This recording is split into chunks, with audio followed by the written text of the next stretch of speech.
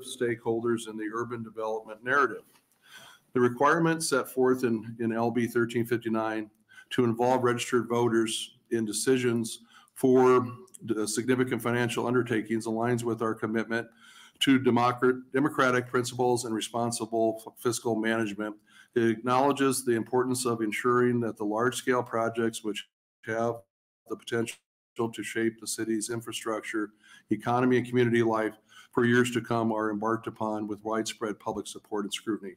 As we discuss the nuances and the implications of LB 1359, I invite you to consider the broader vision it represents, a vision of a city that values the input of its residents, ensures prudent use of its financial resources, and embarks on transformative projects with a clear mandate from its people. Look forward to a constructive and insightful discussion on LB 1359. Here to try to answer any of your questions. This has to do with the streetcar. When the streetcar was being discussed, people started coming forward. After there was a decision on the streetcar, people asked, why did we did not get a chance to vote on that dollar amount?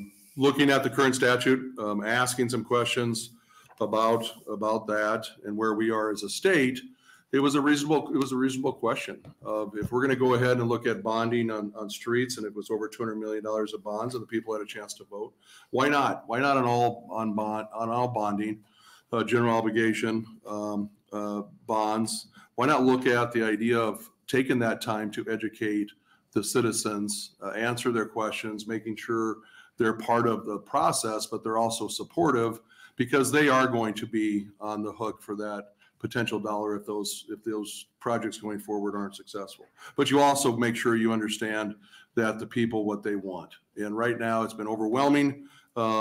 People asking that they'd like to vote on the current streetcar in Omaha. And the reason we came up with the 80 million, still looking at the idea of local government, being able to have some flexibility, but at the same time, making sure those citizens at a point, and we used 80 million. I'm willing to discuss that with the committee and others, that they should have a chance to vote on those bonds.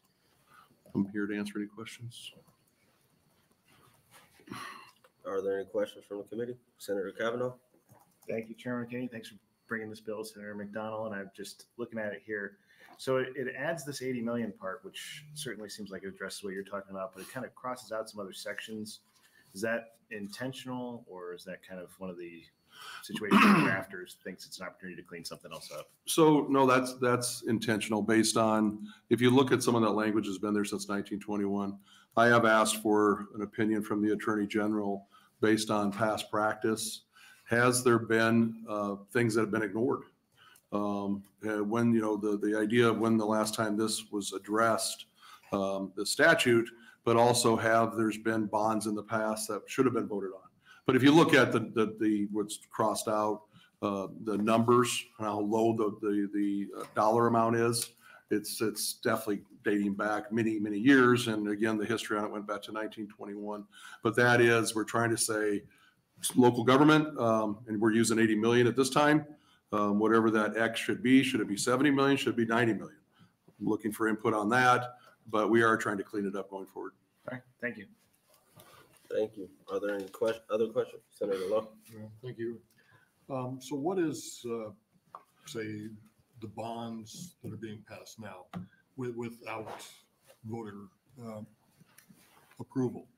Are they $50 million? Are they $10 million? I think of a school bond or something like that. It's probably $80 million now. So yeah, you've got general obligation bonds, revenue bonds. Right now, using the streetcar as an example, we could be over $430 million. Utilizing the 80 million and trying to look at an average. That's why we came up with the 80 million, not to take away all of the ability and responsibility of that local elected body, but at the same time to say at a certain point, you should go to a vote of the people for their support and make sure that you educate them before they have a chance to vote.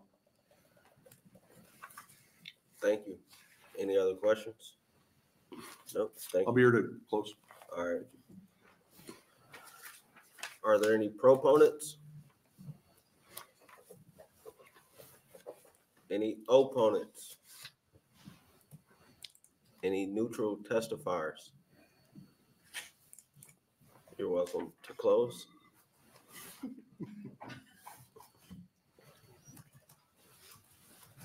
And for the record, there were 13, for online comments, there were 3 proponents, 1 opponent, and 0 neutral. Thank you. Again, trying to get input, brought this legislation based on the idea of people's frustration over the streetcar, not having the ability to vote. Looking at that balance, and again, I started with the $80 million, looking for input from this committee. And again, I think transparency builds trust. The idea that the more we can get the citizens involved and get their input and educate them and give them an opportunity to vote, I think it only helps our communities and our state as a whole. Thank you. And that'll close our hearing for LB 1359. Thank you. McDonnell.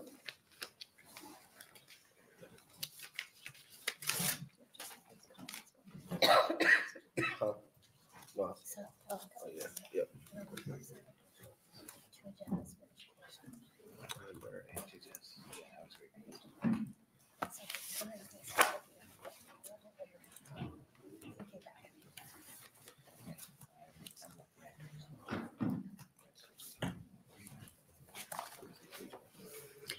Good afternoon, Chairman McKinney and members of the Urban Affairs Committee. My name is Jen Day, that's Jenday, and I represent LD 49, which is North Central Sarpy County, including the areas of Chalco, portions of Gretna, and Western Papillion La Vista.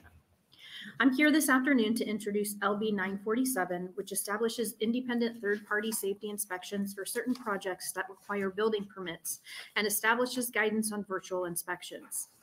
This is a change from the current system, which in many instances allows these inspections to be done by the builder.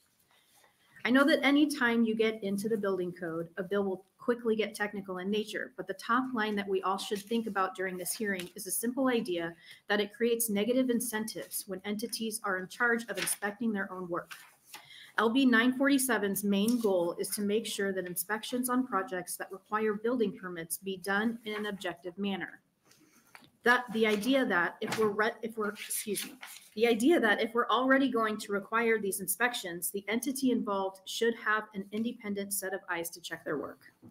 Under current law, the determination of which types of construction require inspection and who conducts these inspections depends on a few factors.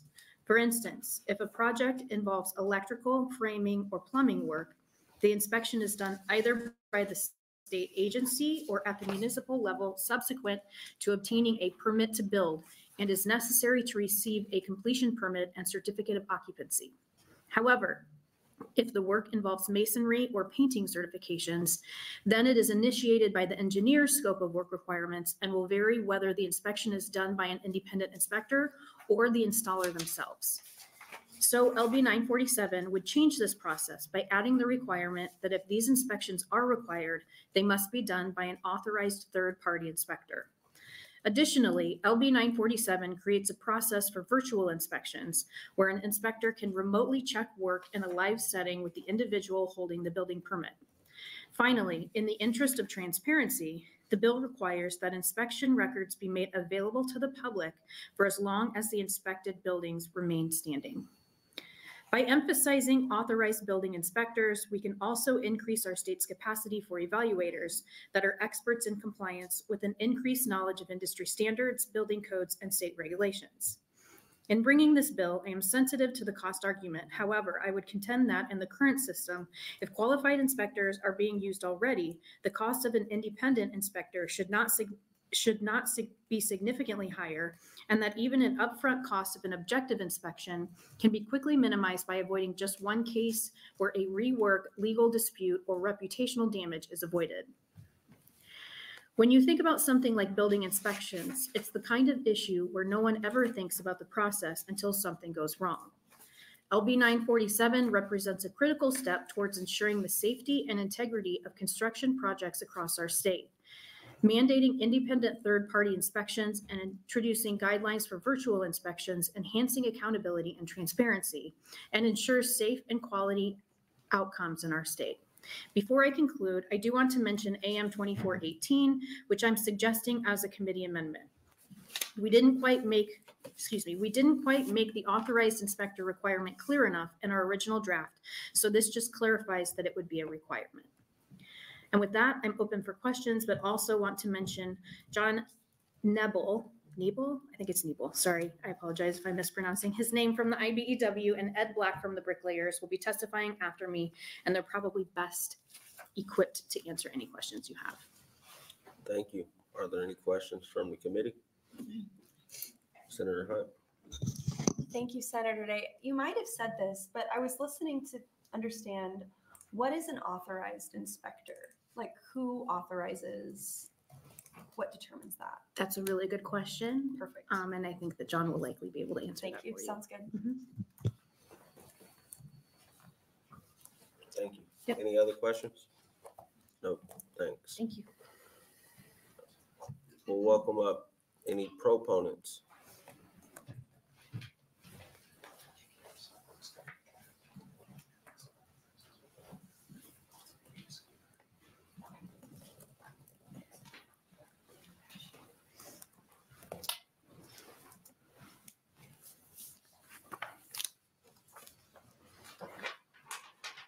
Good afternoon.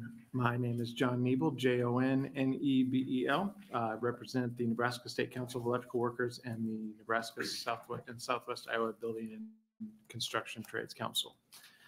So obviously we're proponents of the bill today. It was something it seems like not a big thing, but I think it's a pretty big task to create public oversight without creating a government entity to do that. I think we accomplished it just by creating this public records portion of it, and of course the authorized inspector on that.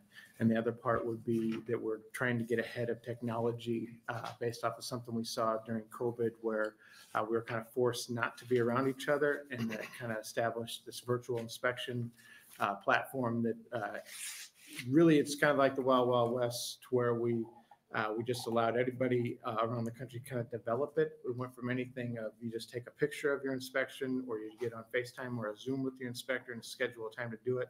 So we landed on it's best to do it live through a FaceTime or a Zoom, so it's almost like the inspector can walk the site with us. And of course, we wanted to limit it to a smaller scale of operation, being that it's just easier to kind of develop the technology and get comfortable with it on a smaller scale. So that's why we stuck with just a residential property under 10,000 square feet. To speak, just to tell a little bit of a story on why the virtual is something that's near and dear to us, is as someone who has asked an inspector to come along and inspect my work before, I know through the course of the job what was easy to accomplish and what was hard to accomplish. And I'm not giving myself up here, but there is an avenue where you can say, hey, let's go ahead and look at this over here, Mr. Inspector, and not look at this thing that was really hard for me to accomplish. There was a time where, and this is from an inspector, I did not do this, I just want to put that on the record.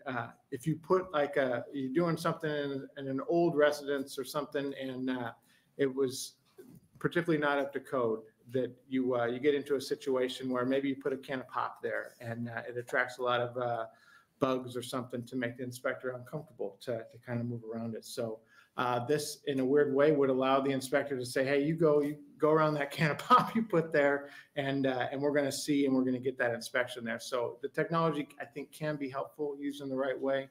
And I know my time's almost up, so I'll just clarify on the authorized inspector portion. The main goal of that is to allow the municipal to decide what is an authorized inspector, but it's definitely not self-inspections. That's what we want to get away from, is you can't have the person who did it be the person who signed off on that it was done all above board. So that would be that. Thank you. Are there any questions from the committee? Senator Harden. Thanks for being here. Mm-hmm. This is not the main thrust, I think, of what this bill is accomplishing, but with virtual inspections, how's odor handled? I ask because I have friends back in our neck of the woods who've now, I think, spent over $100,000 on a home that they purchased, sight unseen, with the exception of watching it virtually on an iPad. by the realtor and so on and so forth. And it didn't smell nice. And they spent an awful lot of money trying to fix it. And so is there any kind of fallback or accountability in a situation with an inspection?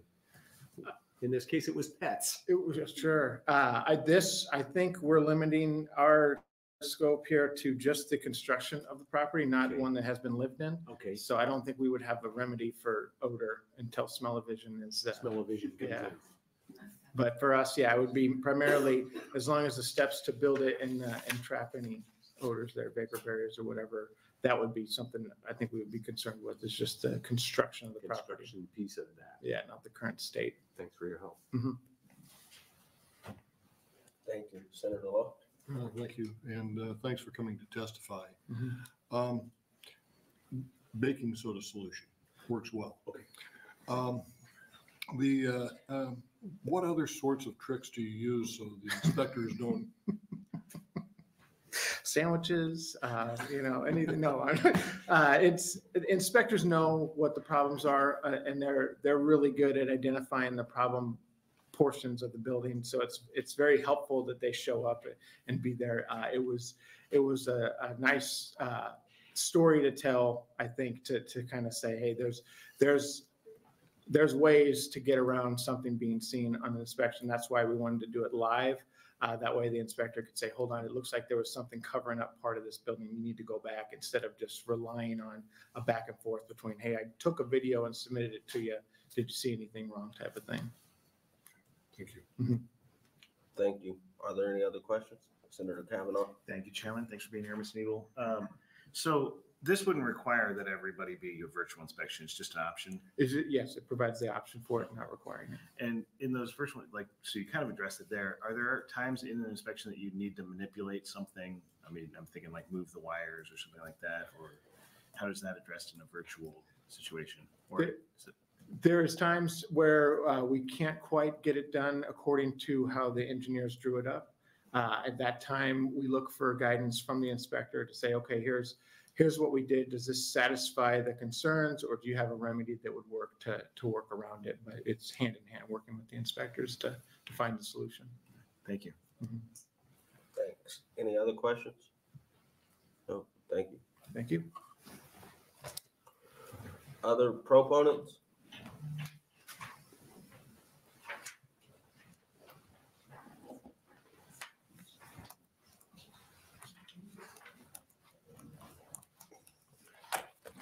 Hi, good afternoon. Name's Ed Black, ED-BLACK. I'm the rep for the Bricklayers Union Local 15 here in Nebraska. Also one of the delegates for the Nebraska and Southwest Iowa Building Trades. Part of the third-party inspection that they were talking about is private and needs to be made public, because there are people that deviate from the specs and on projects, and they're not being done correctly. And this is throughout the state. Third-party inspectors do not have the authority to stop grouse placement. All they can do is report it. And sometimes the buildings are up, roofs are on, steel's all placed before the engineers or the owners ever even know there was an issue. So the other, and then someone has to go in, the engineer has to design a fix for it. Someone has to go in, cut out the wall and replace stuff in there to patch in the voids. And sometimes it's caught early enough so the contractor doing the work, it foots the bill. But if it's caught too late and the building's already been turned over, it could fall on the owners of the building or the insurance companies that provide insurance for the building. So it could be a real big cost down the road for one of them too. And sometimes, it just gets pushed on because the structural engineer don't think it's that big of a deal. But later on down the road, for the owner, it becomes a big deal. So that's what I had to say about the inspection part. All right, thank you. Are there any questions from the committee? Senator Cavanaugh? Thank you, Chairman. Thanks for being here, Mr. Black. A Could we just talk for a second about the difference between the private and public? You said it needs to be public. What do you mean by that? Just the results need to be made public, because the third-party inspector, when he's on site, he's not allowed to stop you. The only thing he's allowed to do is write down in his report the work that you did incorrectly. So that's why we need to make it public, so we can show that there are people that are not doing it the right way. Oh, and where would it be? Would it be published on a website or? That's where you guys would come in to figure out how it is to be published. But yes, I would assume just a website. Okay. That should be pretty simple, I would think, would be to put it on the website whenever they do their inspections. Just the engineers would have to turn them in. Thanks. Thank you. Are there any other questions? No, thank you. All right, thank you. Other proponents? Any opponents?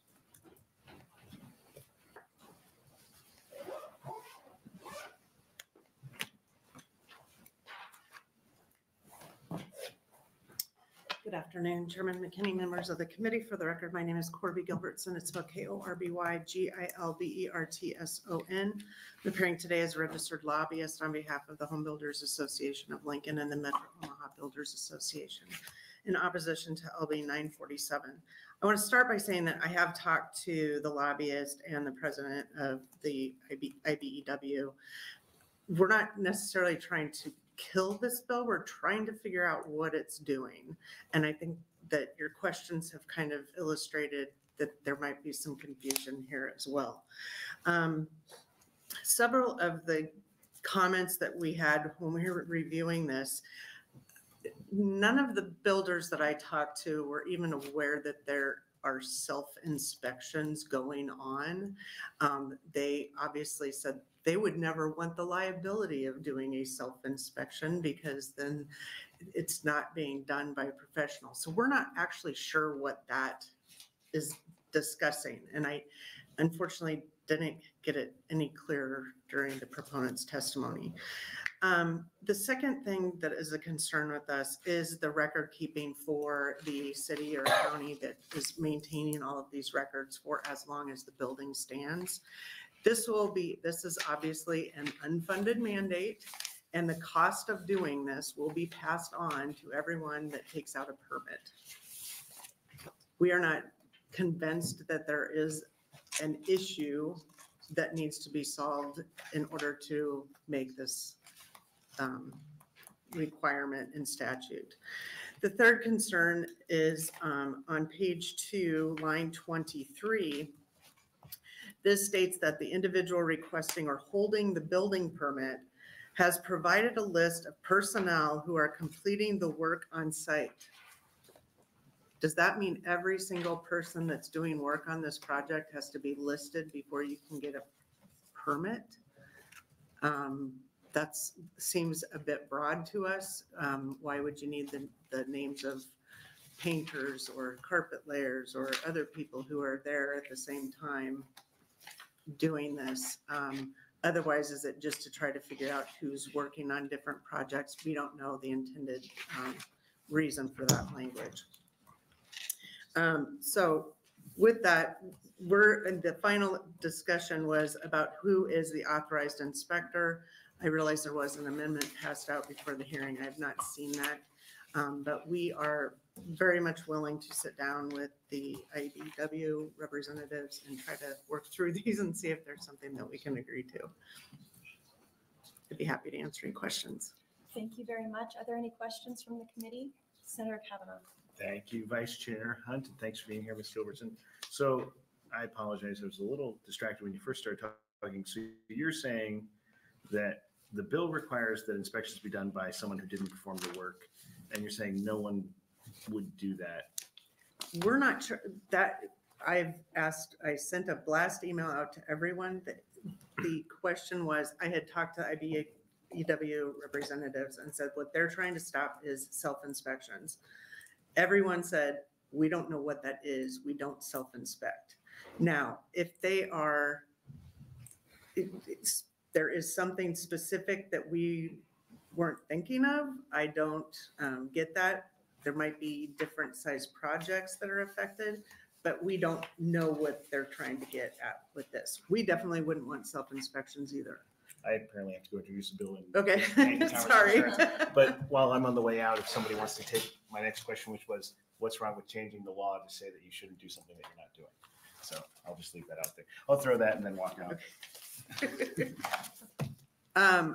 I don't think that this necessarily says that. I think it says you have to have it inspected by an authorized inspector, which isn't well defined. And so our concern is that if you're having a private party that is authorized by the state, when you look at the definition, it could be a third-party inspector that's registered. For years, we've dealt with home inspectors and issues with registered home inspectors that miss things and then have no liability for what they missed. We're somewhat concerned that this will take us down that same route. Okay. Any other questions? Senator Blunt. All right, so reading through this bill and looking at my notes and listening to what we've heard so far, it isn't part of the enforcement by inspections. I think we keep saying, I think that part of it is that we're saying the words out of sync. So isn't enforcement by inspections, right? We're talking about building codes. But isn't part of that like the ratios of apprentices to journeymen? Isn't that part of that? Not on all projects. I suppose that you could have that on some, but this says you have to list a list of personnel who are completing the work on site. But isn't that why we're doing that? Is what I'm asking. Well, I don't know that we can't determine what they're getting at here. What good does it do to have a list of every single person that's working on a project if you're having electrical work inspected? Wouldn't you just want to know the electrical people that are working on that? I personally would want to know everybody are responsible, but I'm probably the wrong person to ask that question. Right. Well, I don't see we don't understand why you would want to know the names of the painters. Did you speak with Senator Day about this bill? Yes, I did. And what was her response? She was not sure. She told me to talk to the IBEW, so I did. And we've had a conversation. And unfortunately, there have been some issues and we have not been able to communicate this week. And so you just haven't completed the communication yet. So we're still kind of treading. I will let you ask them that question, but we have not been able to. I can't because they've already been up. No, there, I know. So, yeah. I'm not trying to say anything negative, but they have not been available this week for personal reasons, and I have not wanted to pressure them on it. And so we are very happy to get together and would like to get together to discuss it. So you could meet out in the hallway ultimately and kind of hash this out. Well, my clients are with me to meet out in the hallway. Even better. But we're very much willing to, we just need to understand everything that this bill is trying to do. Fair enough. Thank you. Thank you. Any other questions from committee? Seeing none, thank you for being here today. Thank you. Any other opponents for LB 947?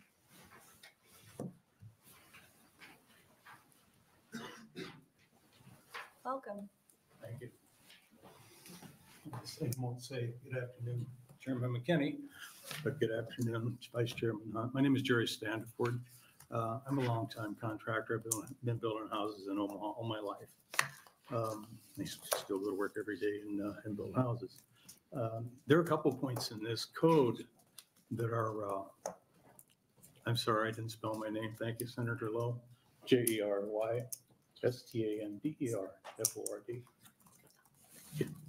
There are a couple points in here that, and I've talked to some of the building officials in Omaha, and there is a place for virtual inspections. There's a place where you should be able to submit photographs to the inspector. However, in the current code, there's no allowance for that. There's nothing in the current building code that'll let you do that. So there is a place for that. Maybe it's a roof inspection, maybe to be determined.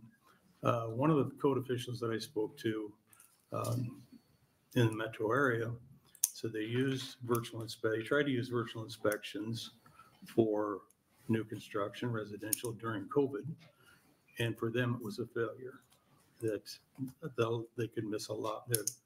They would miss a lot more with a virtual inspection than they would on site, really seeing what's going on. I think what we've heard so far I did hear, I believe Senator Day talked about the painter's inspections. Well, what we're talking about is inspection according to the code, whatever it is, whether it's the 2018 or the 2021, the International Residential Building Code or the International Building Code.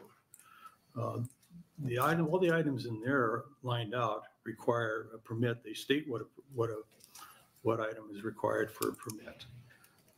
I can see where, and so all the permits that we take in Douglas and Sarpy County are inspected by the building department. All the builders in Omaha are licensed and are responsible for their job. They're required to use licensed electricians, licensed plumbers. And so we never have an inspection or a job that doesn't get inspected by the building department, by certified, qualified building inspectors. As far as listing with the records keeping, I think we need to tweak that a little bit. If I can tell you that there's very few jobs that ever don't have a red tag, meaning that they're turned down for this or that or whatever. I can also tell you that there's never a week that goes by in my office that we don't have an item on a red tag that is erroneous, that a building inspector employed by the city maybe didn't understand the code, maybe has a different idea how it should be, but we weekly go back. It seems like maybe more than once a week, go back to the building official and say, you know, the code says this is how we did it. We got a red tag for that. And they say, yes, go on. Well, if we have to keep and record and provide to the public all of our red tags, not only, I don't care if that's a lot of record keeping for the city, that's up to them. But those red tags have been rectified. Some of them placed there erroneously. And I think it's a smear on my name, on my reputation. It also provides fodder for the insurance companies down the road. And already the records are kept of what permits are taken and what permits have passed. And so that is available to the insurance companies, to anybody that wants to go on there. Those records are available. Ask you to wrap up your thoughts. Oh, Sorry, sure. you got the red light. Sure. I think the bill does have some good points, but I think there's quite a ways to go. I think a lot of what we heard pertained to commercial inspections. It also pertained to the electrical, of course, where electricians across the state maybe are self-inspecting some of the work they do. I don't know that, but I do know that a lot of this is not for residential construction. Okay, let's see if we have any questions. Questions from the committee? Senator Lowe. Thank you. So how long does it take you to get an inspector to come out and view your work for the day or for the week? Well, typically we have to give at least a 24-hour request time. So we usually will see if we get our request in 24 hours ahead, we'll usually see it when we request it, which would be a day or two later. It needs to be a short time because we want to make sure it's ready. We don't want to call ahead and say, oh yeah, we're going to be ready. But it's usually 24 hours. If they're really backed up, it might be a couple days. Okay, thank you. Sure. Thank you. Any other questions? Seeing none, thanks for being here today. Any other opponents for LB 947? Seeing none, anyone here to testify neutral? Seeing none, Senator Day, I'll invite you back up to close. And as she's coming up on this bill, we had some letters. We had one proponent, one opponent, and one neutral. Okay. Thank you to everyone who came and testified today. I know that we have been working on satisfying some of the concerns of Corby's concerns, and we will continue to do that. I will mention first, in terms of self-inspections happening, we do know that self-inspections are happening on painting projects like water towers and bridges that rely on proper sealant to maintain integrity of the structure. So maybe in home builders don't experience self-inspection, or it happens so rarely that they don't hear about it, but it is happening in other areas. And that's what we're trying to eliminate, the potential of self-inspection at any level. And I think you can see that outlined specifically in the bill on page 2, under section 2, line 6. It does define authorized inspector, means an individual credentialed with the state agency, county, city, or village issuing permits, or a third-party inspector registered or licensed with the state of Nebraska, contracted as a result of project specification requirements. And then that next line that says authorized inspector does not include an individual performing a self-performed inspection for the individual's own permit or building. That's where we're eliminating the possibility of self-inspection.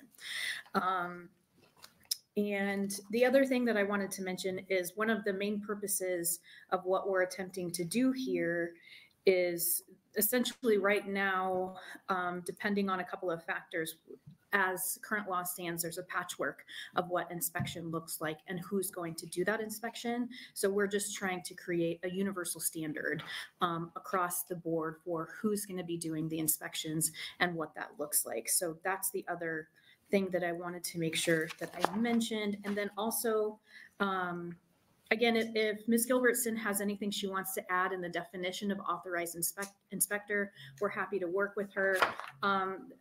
The remarks that she mentioned about the fiscal impact, I will draw your attention to the fiscal note on the very first page. It says counties and cities estimate minimal fiscal impact in both increased costs and savings associated with the bill. And additionally, there is no fiscal impact to state agencies. So we don't foresee it being an issue in terms of costs. The counties don't either. But again, if that's a major issue and we need to alleviate that before moving it forward, I'm certainly willing to work with her and the other opponents in finding a solution to that. So I'm happy to try to answer any questions you may have. Thank you, Senator Blunt. Thank you, Chair McKinney. Senator Day, I kind of understand some of the confusion that I'm hearing. And I don't think that reflects on you in any way, but I like the more that I read into it. But I have a couple questions that I think I'd like to get on record. Okay. And hopefully I'm in the right vein. So we're talking about inspections that are basically live in some of these instances where, say, for instance, I think the ratio to apprentice to journeyman is 3-to-1. Does that sound right? Yes, Okay. that sounds right. I'm going to assume someone gave me that thumbs up over there. And that we've heard in past hearings is that sometimes workers can be misclassified. So they can get around, it's like, oh yeah, we really do have the ratio of 3-to-1, where without a live inspection, we might not know that is indeed true. Is that part of what I'm hearing? I'm not sure. I can't speak to that specifically. But the inspector could see who's actually doing the work. Yes. That's So I think that's part of the disconnect. It seems to be like phantom inspector and the work's already done. But it seems like it's also about what's being done at that moment. And I'm really surprised nobody said anything about drones for the inspections, but apparently people are still pulling out Polaroids and stuff and making virtual inspections out of that. But okay, so I just wanted to get that on the record because I think that's part of the clarification. And and we're happy to get any of that clarified for you after the hearing as well, just to make sure that we're on top of all of that as well. In this committee, we've talked about misclassifications before, and I think that's kind of part of where they're going for. So. Okay. All right. Thank you. Thank you. Any other questions? No. Oh, Senator Lowe. Thanks. Ms. Gilbertson brought up on page 2, line 22 and 23, has a list of all personnel who are completing the work on site. Does that include the painters, the drywallers, the guy cleaning up the mess that you just brought in for the day? I'm not sure exactly who all that would pertain to, but I would be happy to find out. Okay. Thank you. Thank you. Any other questions? No? Thank you. That'll close our hearing on LB 947. Next, we'll move on to LB 1118, introduced by Chairman McKinney.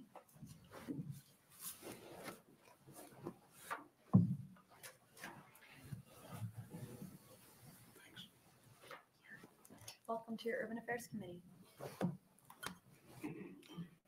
Thank you, Vice Chair Hunt and members of the Urban Affairs Committee. My name is Terrell McKinney, Terrell McKinney. I represent District 11 in the legislature. I'm here to present LB 1118.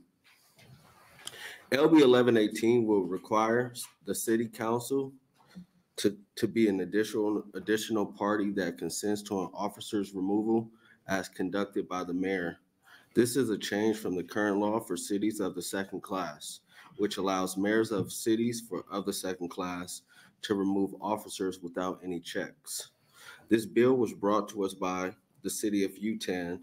Behind me, a representative from the city will testify as to why this change is necessary, and we'll be able to answer why any technical questions we'll be able to answer any technical questions you have. Even from an outsider's perspective, it's clear to see that this change will promote uniformity across our statutes. Cities of the metropolitan class, primary class, first class, and villages all have the city council as a check in their removal of municipal officers. In the case of cities of the metropolitan class, this has been in statute since 1921. This standard works and has been proven by the long-standing use by other classification of cities. I appreciate your time to this subject, and I'm happy to answer any questions. Thank you. Thank you, Chairman McKinney. Any questions from the committee? Seeing none. Thanks for your introduction. Yeah. Any proponents for LB 1118?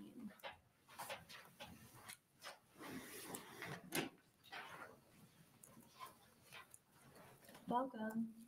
Thank you, Senator Hunt and members of the Urban Affairs Committee. My name is Christy Abraham, CHRISTY ABRAHAM, here representing the League of Nebraska Municipalities. We first want to thank Senator McKinney for introducing this bill. We really appreciate it.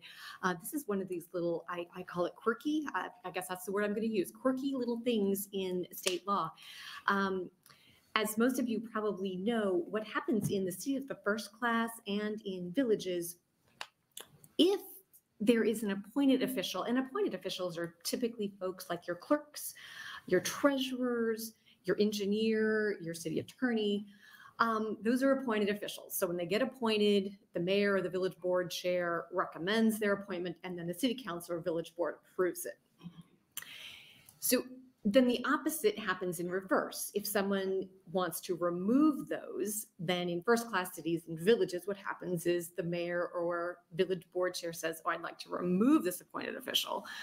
But then the city council or village board has to consent. For some reason, that has never been the case in cities of the second class. In cities of the second class, the mayor can just decide to remove a clerk or a treasurer.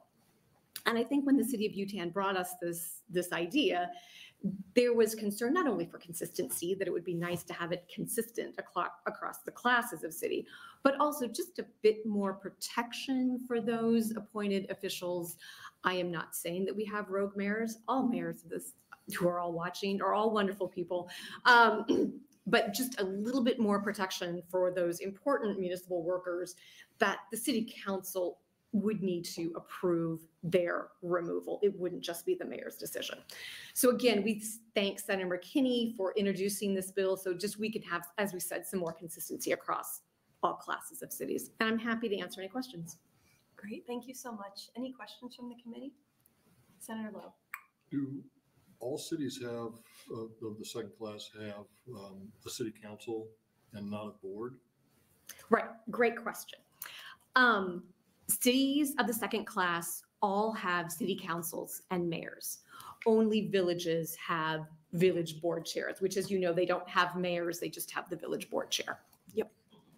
And what happens if this is in reverse, where you have the mayor who wants to keep him and the rest of the city council wants to remove the person?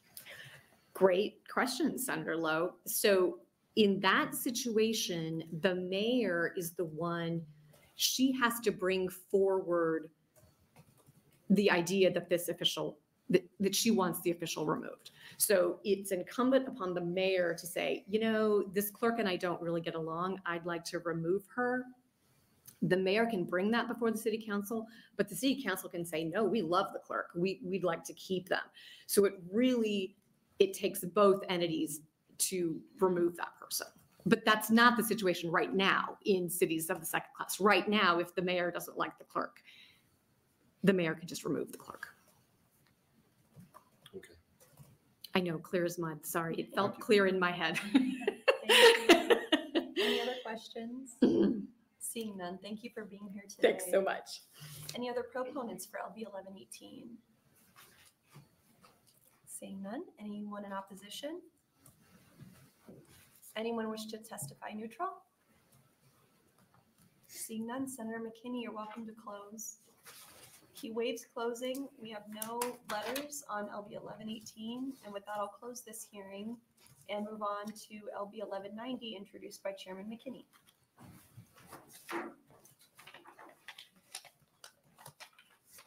Welcome.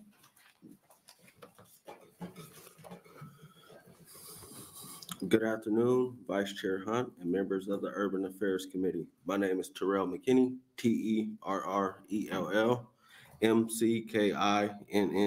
McKinney. I represent District 11 in the legislature, and I'm here to present LB 1190.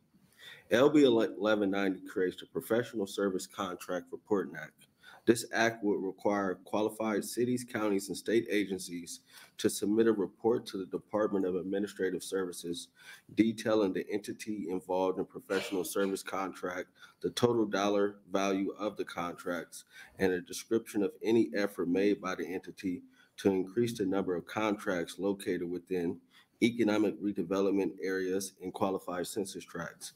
Failure to comply will result in allocated funds being withheld from the city or county. Or LB 1190 increases transparency in our state by allowing boundaries to be set clearly between a consumer and provider through a professional relationship.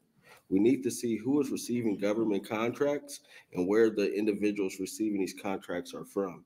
This is crucial as millions of dollars are spent yearly, but a very small percentage of those dollars and contracts are given to businesses that are located particularly within economic redevelopment areas or qualified census tracts. Within these communities, government contracting helps attack the wealth gap and decrease poverty. However, we need first to see where the money is going, what sectors and what areas, and what are areas of opportunity. It is also, in my opinion, I think it's just good to just understand first to see what the problem is. You know, I think we hear a lot of times that people aren't getting contracts and there's issues with government contracting all the time, whether federally or statewide or within cities. But I think first we need to see where the contract's going and how is tax dollars being spent. Then I think we could better address the concerns of many of our constituents. And that's why I brought the bill, mainly for my constituents, because they come to me all the time saying, hey, Senator McKinney, we try to get contracts with the city or the state, and, you know, we have a lot of hard times with procurement and those type of things, and they make the process so difficult for us, and we can't never get contracts. And if we do, they nitpick everything we do, or they make it difficult, or the jobs that they do get don't really make a lot of sense. So my first attempt at attacking this problem is just trying to see where the contract's going, and then we can figure out the rest. And I'll answer any questions. Thank you, Chairman McKinney. Any questions from the committee? Seeing none. Thank you for your introduction. Thank you. We'll move on to proponents for LB 1190. Any proponents? Seeing none. Anyone here in opposition? Seeing none. Anyone here to testify in a neutral capacity? Seeing none. We had one letter in opposition to LB 1190, and I'll invite you to close, Chairman McKinney. I guess in my closing, I know some people, I had talked to people from the city earlier, somebody from Lincoln, and they said they weren't against the bill. They had some technical suggestions that they would send over to me to try to make some improvements to it, which I think is always good. So I'm open to any type of fixes. I just think,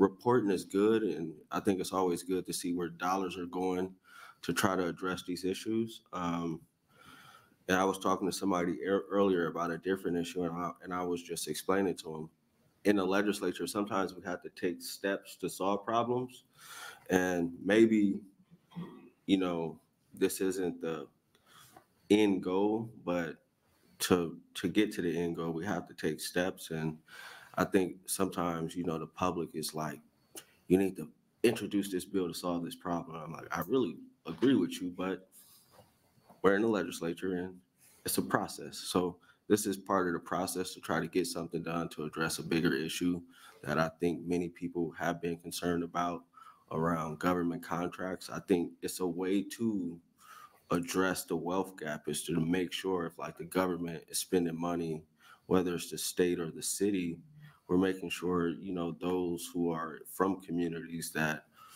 don't got the,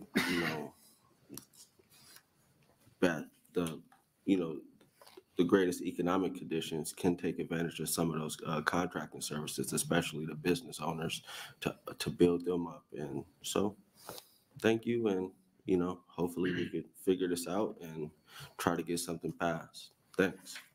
Thanks, Chairman McKinney. No problem. Any questions, colleagues? Seeing none, with that, I'll close the hearing on LB 1190. And I have to run to another. Okay. Yep. Thank you, Chairman McKinney. All right. The next bill is from Senator John Cavanaugh, and we're just waiting for him in another committee, so we'll stand at ease until he's able to come back.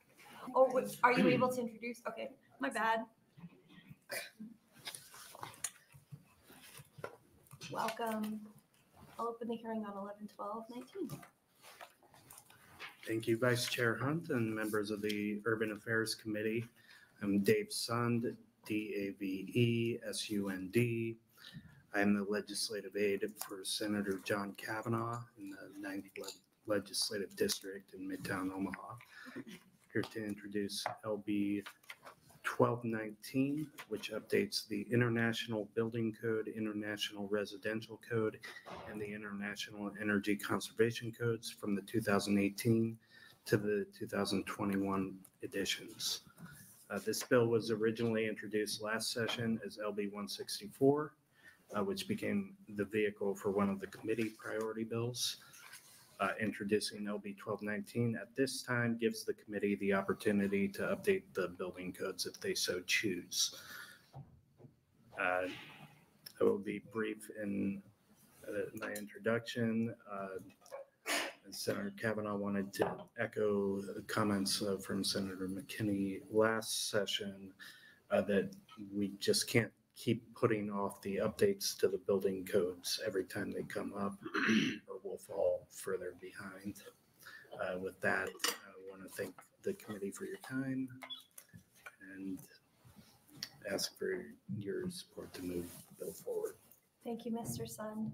It's not customary to ask questions of staff, so I'll thank you for your opening. And I'm sure we'll catch up with Senator John Cavanaugh if we have questions. Any proponents for LB 1219? Anyone testifying as a proponent? Seeing none, anyone in opposition?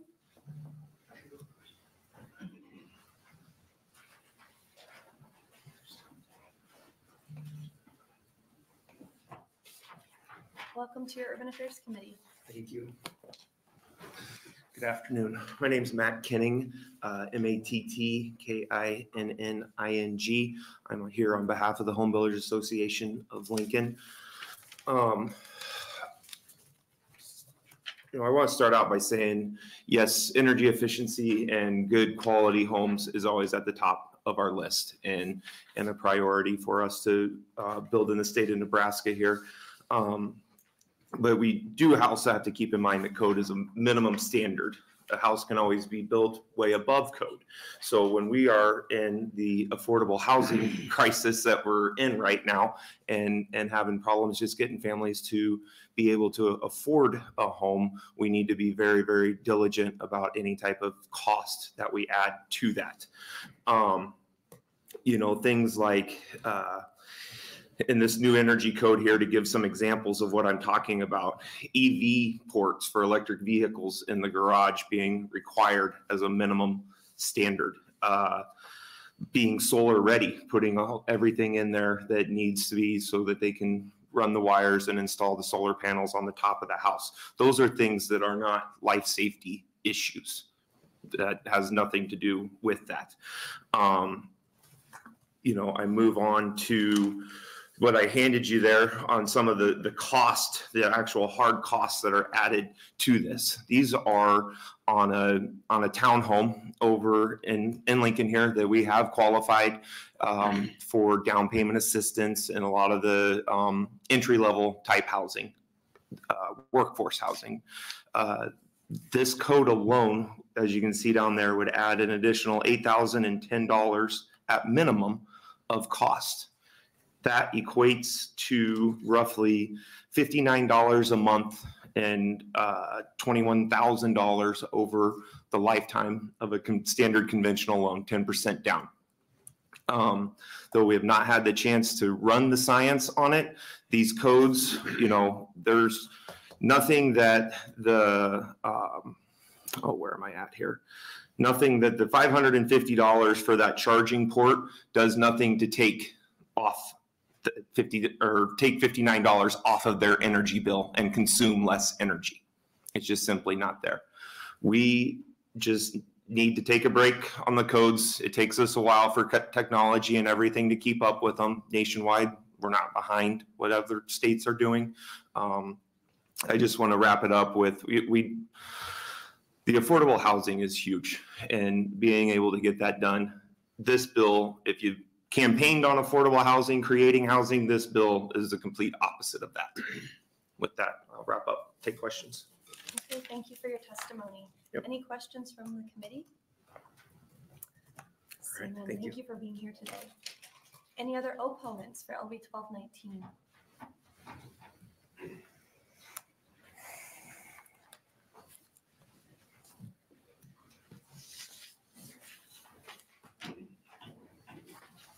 Welcome.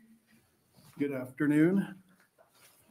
Members of the Urban Affairs Committee, my name is Nick Dolphins, Nickdolphens. I'm at 9719 Giles Road in La Vista, Nebraska. While attending college, I was the housing intern for the Nebraska Department of Economic Development, and since I've been a home builder in Omaha and the surrounding area for 21 years. I'm here to oppose LB 1219, speaking on behalf of the Metro Omaha Builders Association. Nebraska is in a well-documented housing affordability and availability crisis. I feel it's our job as industry professionals and yours as elected officials to question all mandated costs that do not prevent imminent danger.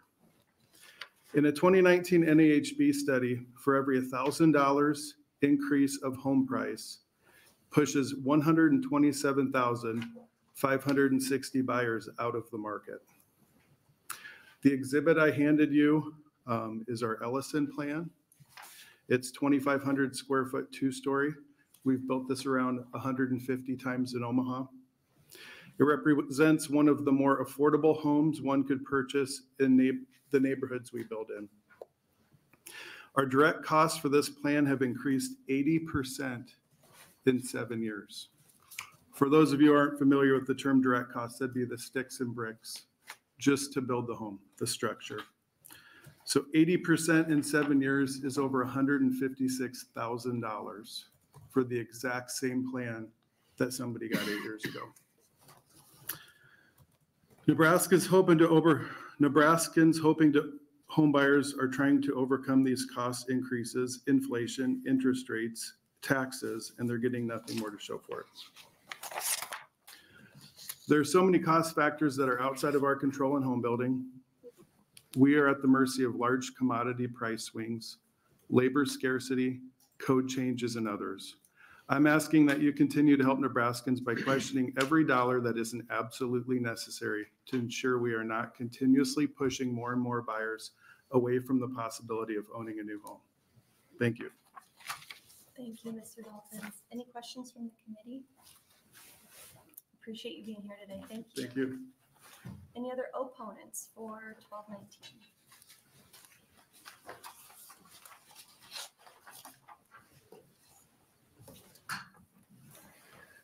Good afternoon, members of the Urban Affairs Committee. My name is Adam Flanagan, ADAMFLANAGAN, and I'm testifying in opposition of LB 1219 on behalf of the Welcome Home Committee. As some of you know, we're an organization comprised of individuals, businesses, financial institutions, and other nonprofits committed to partnering with elected officials to make meaningful changes and improvements in the public policy area to allow young families, first-time homebuyers, and future Nebraskans to own a home. We're particularly focused on improving the regulatory environment in our communities. I think we can all agree that the housing shortage in Nebraska is real and it is significant. We lack tens of thousands of available affordable housing units in our state. Like many of you, we are concerned about what our communities are going to look like in 5 or 10 years if we continue on the path that we are on. To that end, we know that Senator Cavanaugh recognizes the need for more available housing. However, we think LB 1219 stands in the way. As discussed in the prior testimony, these new standards aren't free and are actually quite expensive. And it's likely that all of our houses don't meet the standards that are outlined in these new requirements. And we're all going to go home to them tonight anyways. You've all heard about the study published by the National Association of Home Builders shows that government regulations account for approximately 24% of the final price of a new single-family home. Likewise, Governor Pillen often quotes the UNO study that says that in the Omaha metro area, regulations account for approximately 33% of the cost of a new house. Whatever that number is, we all must ask ourselves when presented with an additional regulation where the final cost will be passed on to the home buyer, is this cost or delay worth keeping families out of the home buying market? The National Association of Home Builder data updated in 23 states that in the Grand Island metro area, for every $1,000 increase in the price of a home, 22 households are priced out of the market. In the Lincoln metro area, the number is 70 households. And in the Omaha Council Bluffs metro area, that number jumps to 435 households. Good intentioned, but unnecessary regulations and bureaucratic delays are pricing families, the teachers, first responders, small business owners, out of a home $500,000 or even $8,000 at a time. Home buyers are struggling to afford the current regulatory environment, and they certainly can't afford to adopt unnecessary federal standards that add more cost. We want to work with you, the administration, and other organizations to find solutions that would make it possible for families in every neighborhood in Nebraska to own a home. Again, I appreciate Senator Cavanaugh's good intentions. I just don't think that we can afford to adopt them without looking at exactly how much they're going to impact the cost of a home and how many families they're going to price out of the market. Thank you. Thank you for your testimony today. Senator Blood. Thank you, Vice Chair Hunt. Just a quick question. After hearing a couple of you speak, what is your definition of the cost of an affordable house? The definition is typically the median income of what the median income household can afford is typically the definition of an affordable house. And so median income in Nebraska being? Roughly 70,000, I believe. That's the median household income? Correct. All right. It says 70. I did not look that up prior to coming here, so. I know that it is in certain areas. I don't know if it is statewide. Probably Sarpy. I work mainly at Douglas and Sarpy. I won't hold you to any of this. So then what would the cost of an affordable house be? Well, the cost of an affordable house today is range-wise, 350,000 to 400,000. Wow, that does not sound affordable. That's why we are continuing to work with elected officials, administrations, local municipalities on adjusting current regulations to move towards a product that we can build that is cheaper than what we're currently able to build per current regulations. But wouldn't, and I don't want to get us too much off topic here, but wouldn't so much of that be, and we've seen this in other states, be about working with the political subdivisions and changing some of the code enforcement rules and housing rules they have? For instance, when we talk about things like mother-in-law suites and That's absolutely correct. So I have not seen I keep seeing efforts like this. Please don't enforce rules because we don't want the cost of the houses to go up, which I respect. But I don't see these same organizations coming in here and asking us to, because we are a civil rule state, so political subdivisions follow us politically with what we put in statute. Why are we not working harder on the code enforcement aspect of it and the community planning aspect of it? You did mention the mother-in-law suites. There were some duplex language that I believe the state legislature is working on as well. A lot of our work has been on density. What are setbacks that are going to be required? How much density can we put in a certain area? Unfortunately, or fortunately, Nebraskans have been able to build a affordable home on a large suburban lot for a long time. We're now kind of catching up with the housing requirements on some of the other more populated areas of the country where density is the focus, where you see less large yards, homes go vertical as opposed to going horizontal. I'm just curious because I don't see those efforts here in Nebraska. We work very hard all the time with the local municipalities on reducing some of those regulations so that we can provide more density. Can you give me an example of when that's been done? Well, there is a project out on 204th and Q Street in Omaha that is a for sale row house project. We are still working with the local municipalities on reducing some of the additional water hookups, some of the sewer hookups, to maybe make it more of a apartment style regulation as opposed to the single family regulation where every single unit has to have a separate hookup. Those add extra costs. But everybody's concerned about safety regulations. Everybody's concerned about, making sure that each home is a quality constructed home. We are obviously very concerned about that as well. But that is a project that has been able to be constructed at a cheaper price than anything else that is a standalone product. We're working on maybe refining that with each municipality, and we're continually reducing that price. Would it be accurate? And again, I mean this very respectfully. I am not trying to be negative in any fashion.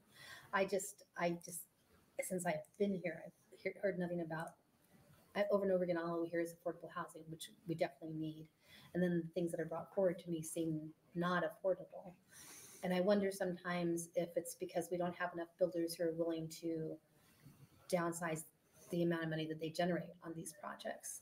Do you think that might be part of the issue, is that we need people that are more willing to make less to give us more? I don't think that's correct. Okay. I'm going back over a decade now to my days financing construction loans. The margins on a lot of these homes are in the single digits, and they're building a lot of homes to, generate a company, because they're also employing their own staff. They're also employing a lot of contractors. As Mr. Dolphins testified to, the hard costs of new construction have drastically increased for various amount of different reasons, which has now kind of taken the issue that maybe some of the other states that have had to deal with and brought it to Nebraska. We are behind on having those regulations in place to allow for more density. The other states have those already because they had to face this problem 30, 40 years ago. We are now facing the same problem. We are working on creating smaller side yards, on creating a product that may look more like something that is built in Boston or is, built in New York, where it's not just a sprawling suburban neighborhood, which we were able to build for decades in an affordable manner, just due to the economic situation at the time. Well, and again, I don't fault you guys for wanting to make a profit. I just, having sat on this committee for a while, I just hear the same issues over and over again.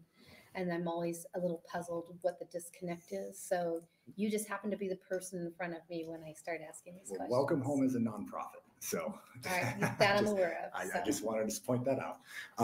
But I do not believe the profit margins have changed in 15 years between what, the Celebrity Homes and Prairie Homes and Hearthstone Homes were building at the time. The profit margins have not increased.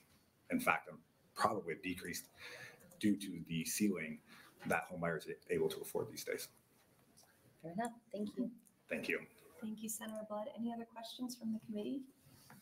Seeing none, thank you for your time today. Thanks for coming. Any other opponents to LB 1219?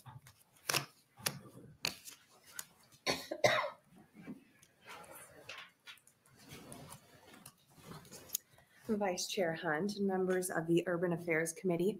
My name is Blair MacDonald, spelled Blair Macdonald, and I appear before you as the registered lobbyist for the Greater Nebraska Cities in opposition to LB 1219. The Greater Nebraska Cities is a municipal association representing the cities of Aurora, Grand Island, Hastings, Holdridge, Kearney, Lexington, and Minden. And our opposition to LB 1219 is specifically in regards to the adoption of the 2021 International Energy Conservation Code, or IECC. My comments are specifically directed towards the Energy Code, and we do not take any issue with the International Building Code. We are opposed to LB 1219 for the same reasons that we were opposed to LB 164 as originally introduced last year. The member cities of the Greater Nebraska Cities have implemented the 2018 IECC to align with the state's adoption in 2019 after many years of operating on the 2009 IECC. Local contractors were vehemently opposed to the update due to the increased supply and labor costs that arose as a result of compliance with the 2018 code requirements, and we fear that would be the case again with the adoption of the 2021 IECC. Furthermore, costs of building materials still remain high due to inflation and workforce shortages. The 2021 IECC further increases costs of materials for the contractor and thus the end home buyer. And these material requirements from the 2021 IECC go far beyond increasing the real value of a structure and require high efficiency appliances and mechanical equipment. The home buyer or owner is unlikely to ever see a savings or return on investment for what will be significant upfront costs in energy efficiency savings. We have an estimate from one of our chief building officials that the 2021 code would increase building costs for a single home by between $8,700 and $11,900 for a home built with the 2021 versus the 2018 code. The housing crisis is truly hitting a peak, and we have very low inventory of what we'd call affordable. Our cities also see the overwhelming need for affordable and workforce housing, as does this committee. And so for these reasons, we are still opposed to the 2021 IECC code update and LB 1219. Thank you very much. Any questions from the committee? Seeing none, thanks for your testimony today.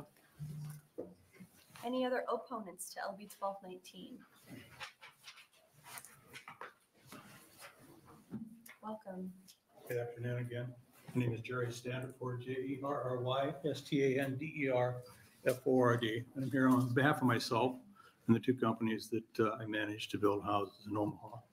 And I'm here in opposition to this bill, again, because of the cost and mainly because it drives us up.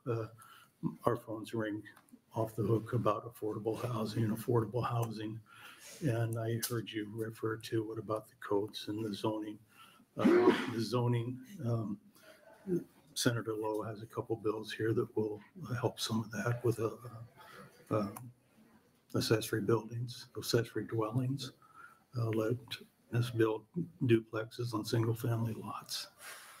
However, to me, affordable housing is hard if you cut the cost of the lot in half. If you take an average lot that we built on today at $64,000 retail, and you make that $30,000, you only take $34,000 off of that $375,000 or $400,000 affordable house that he had there. Now, the rest of it is in the codes. The huge increases since 2000, when we adopted the IRC in 2000 and every year subsequent, have done more to drive up the cost of affordable housing than any other single thing in the state of Nebraska. I go back and look at my job costs.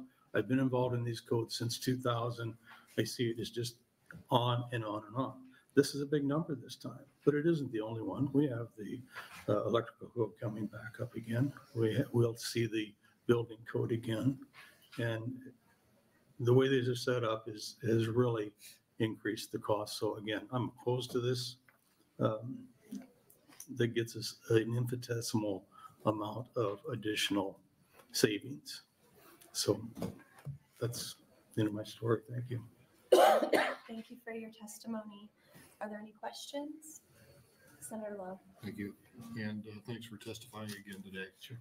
Can you give us an idea of how much these codes have increased the cost of building? What'd you say, 2001? 2000 was the first, the 2000 IRC or IRC was the first I code that was adopted in the state of Nebraska. How much has that increased the cost? I knew you were going to ask me that, and I don't know that number. I mean, it's tens of thousands, tens of thousands. I think we're more than tens of thousands of dollars. Yeah, I think we're talking more, more than tens of thousands. Are the houses worth that much of improvement to safety? Then, we've talked about why not go back to the 2000 IRC, and everybody rolls their eyes at us when we talk about that. I'm talking about in my office and among some of these guys. There are a few amendments that would have to be made to the 2000 to bring it up to where we think it would be the essential life safety items, like maybe a basement window, an egress window in every basement, maybe the stair geometry that wasn't the same as it was in 2000, or that is the same as it is now. But overall, we don't give up a ton of safety. I mean, how safe can we make it? I mean, that's, so if we were to roll that back, it would be interesting. And, at some point, we're probably gonna have to do that. We're going to see where that is. I don't even know if there's an appetite for that. by doing that, would you be able to save $40,000, $50,000? I would think so. House? I would think so. Depending on the size of the house, of course. And the other an affordable house. Right. A 2-bedroom, maybe 3-bedroom house, ranch style, something. Sure. Okay, thank you. Okay, thank you. Thank you, Senator Lowe. Any other questions? Seeing none, thanks for being Thank here you. today. Any other opponents for LB 1219? Seeing none, is anyone here to testify in the neutral capacity? Seeing none, Senator Cavanaugh, would you like to close? Thank you, Vice Chair Hunt and members of the Urban Affairs Committee. I apologize, I missed the introduction and most of the testifiers, so I can't really respond to what anybody has to say. I just thought I'd make myself available if there were any questions I might be able to answer.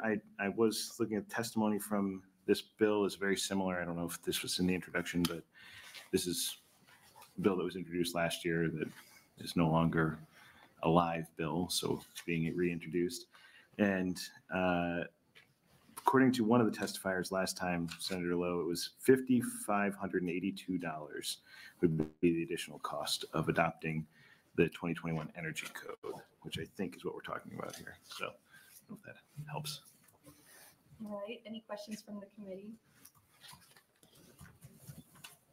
Okay, seeing none, thank you for your closing.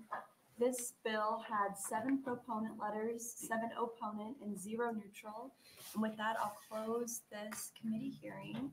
Thank you all for coming.